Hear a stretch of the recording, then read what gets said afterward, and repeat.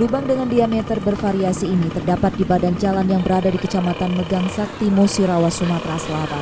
Jalan ini merupakan jalan penghubung antar sejumlah kecamatan di kabupaten ini yang selalu padat dilintasi warga dengan berbagai keperluan.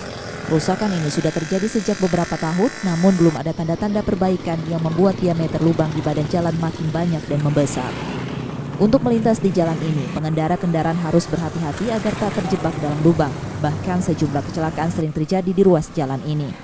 Kerusakan yang tak juga diperbaiki membuat warga menyebut jalan ini dengan sebutan wisata Jalan Seribu Lubang di spanduk yang dipasang di tepi jalan.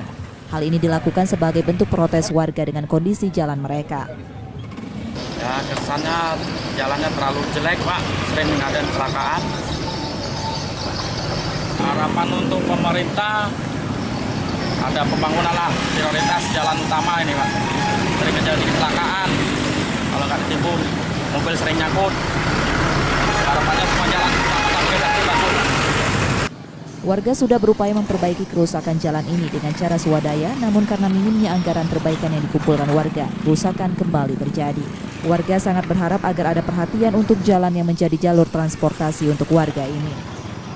Faizal Agustiawan, Kompas TV, Musirawas, Sumatera Selatan.